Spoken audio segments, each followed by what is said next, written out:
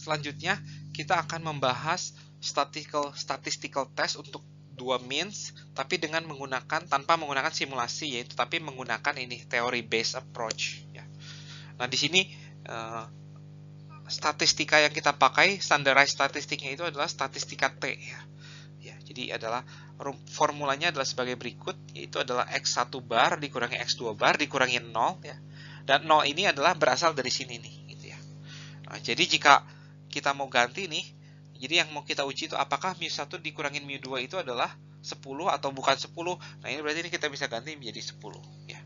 Ya, namun akan saya hapus karena jarang sekali itu dipakai. Biasanya yang selalu kita pakai itu selalu 0 ya. Apakah ada perbedaan atau nggak ada perbedaan gitu. Nah, kemudian kita mulai dari kita akan tentukan setiap X1 barnya itu adalah rata-rata sampel grup 1 ya. Ini sama seperti tadi. Ini rata-rata sampel dari grup 2 ya. Nah, ini adalah standar deviasi sampel ya dari grup 1 ya. Nah, ini juga sama standar deviasi sampel dari grup 2. Nah, kemudian N1 adalah jumlah data pada jumlah data sampel ya di grup 1, dan ini adalah jumlah data sampel di grup 2 ya.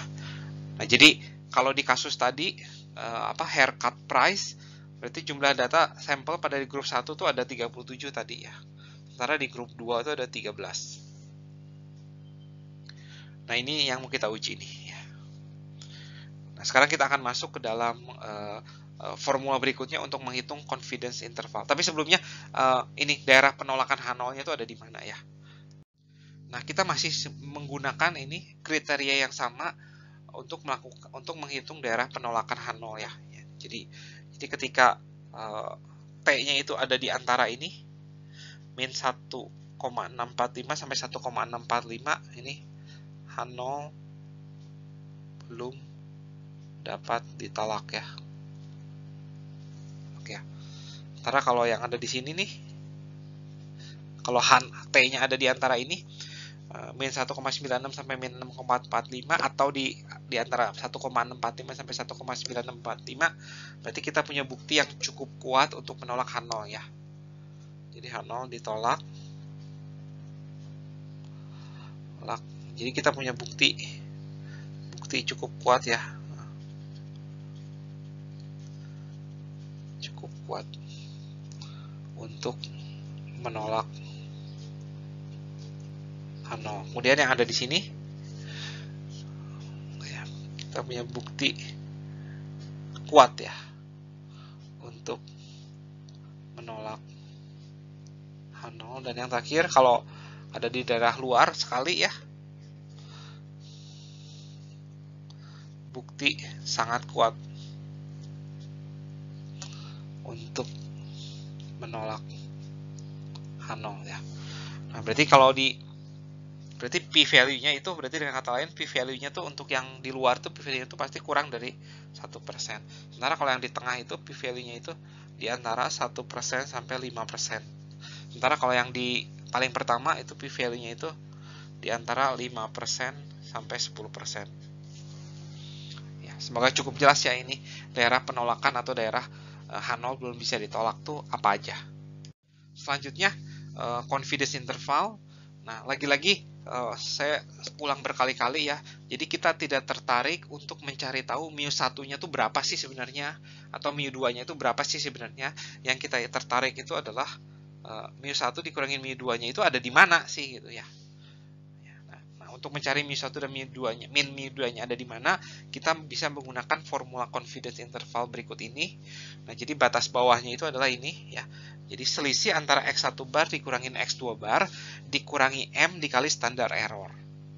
Sementara batas atasnya itu adalah ini, selisih antara X1 bar dan X2 bar ditambah M dikali standar error. Dan M-nya itu bisa 1,645, bisa 1,96, bisa 2,576, dan standar errornya itu adalah ini ya. mirip sama formula untuk mencari statistika T yang tadi ya, bagian bawahnya. Nah, jadi kita bisa gunakan formula ini. Nah, jangan khawatir, formula-formula ini tidak akan kita harus hafalkan, karena kita akan menggunakan applet theory base untuk menghitung confidence interval baik statistika T tersebut ya. Nah, berikut ini adalah syarat yang harus dipenuhi kapan kita jika kita ingin menggunakan statistical test untuk dengan theory base ya. Nah, jadi untuk two-min test ada dua syarat. Yang pertama itu setiap grup harus punya minimal 20 data ya. Jadi harus ada 20 data ya. Jadi kalau di kasus yang tadi tuh haircut price, itu kita nggak bisa tuh karena grup cowoknya cuma punya 13 data. Kemudian distribusi data dari setiap grup tidak boleh terlalu skew ya. Baik skew kiri atau skew kanan ya. Nah, sebenarnya distribusi data dari setiap grup itu apakah skew atau enggak tuh bisa kita lihat dari box plotnya ya. Jadi box plot yang baik itu yang seperti ini. Nah, seperti ini. Nah, tapi kalau box plot yang skew-nya kiri, misalkan skew-nya kiri itu berarti kan seperti ini nih kalau digambar ya. Jadi data yang besarnya itu banyak. Nah, berarti box plotnya itu seperti ini nih. Nah, seperti ini. Jadi min, maksimum, dan Q3-nya itu seperti menyatu ya. Ini namanya data skew kiri. Tapi kalau skew kanan, box plotnya itu seperti ini. Ini max-nya. Tapi min dan Q1-nya itu menyatu. Bahkan kadang-kadang Q2-nya pun ikut menyatu ya. Nah, itu jelek banget ya. Jadi min, Q1 dan Q2-nya itu semua ada di sini. Nah, itu adalah data yang terlalu skew. Jadi bisa kelihatan lewat box plotnya. Nah, semoga cukup jelas. Nah, habis ini ada contoh soal. Nah, contoh soal ini saya ambil dari buku latihan nomor 11 ya, 6.3.11. Nah, jadi ceritanya seorang peneliti ingin melakukan eksperimen ya. Nah, di sini kita sebut dengan eksperimen karena di sini terlihat bahwa si peneliti itu melakukan random assignment ya. Nah, jadi yang dilakukan itu adalah dia mencari volunteer untuk melakukan hiking. Tapi hikingnya itu adalah downhill, jadi turunan ya, dan icy lagi ya, jadi turunan dan ada esnya gitu. Nah, terus grup pertama itu adalah grup intervention yang dengan kata lain dia tuh harus pakai sepatu dan harus pakai ini kaos kaki dalamnya.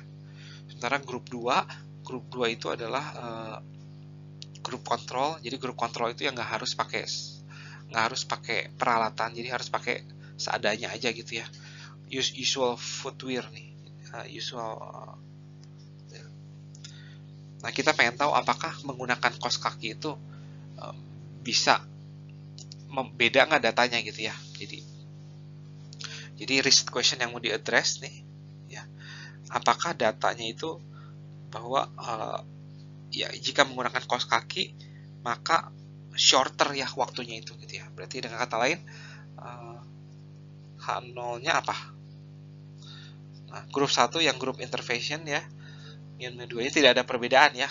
Sementara yang mau kita cari apakah shorter ya, berarti mu1 dikurangin mu2-nya itu kurang dari 0 apa enggak gitu ya. Jadi semoga cukup jelas nih kenapa ini kurang dari 0 ya.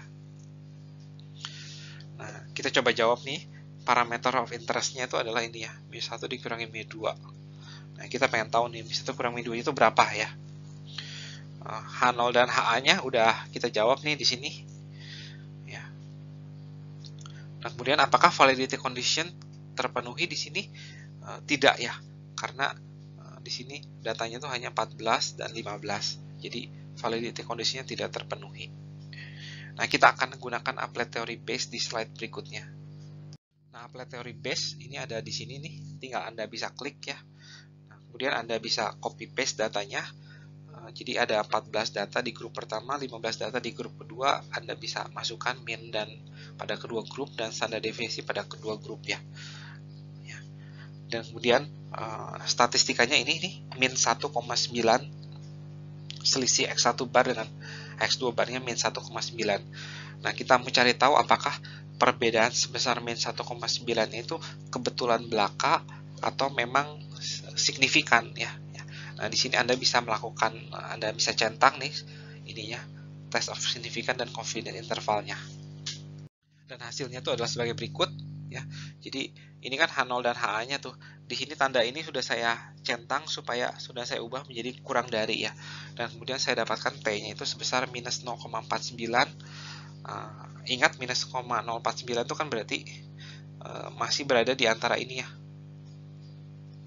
Sampai 1,645. Nah, masih ada di area ini.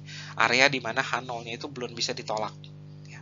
Nah, tapi Anda juga bisa melihat p-value-nya nih. P-value-nya itu masih lebih besar dari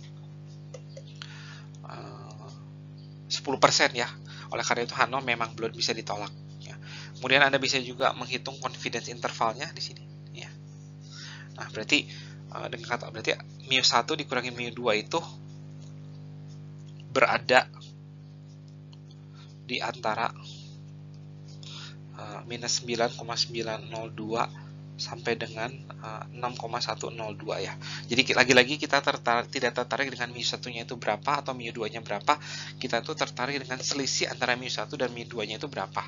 Dan di sini selisih antara mu1 dan mu2-nya itu berada di antara ini, minus 9,9 sampai 6,1. Ya, jadi oleh karena itu kita masih belum bisa menyimpulkan bahwa mu1 kurang mu2 itu negatif ya.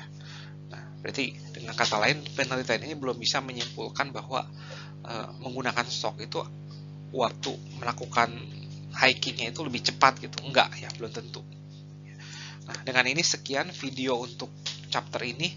Semoga cukup jelas dengan apa yang sudah saya presentasikan ya.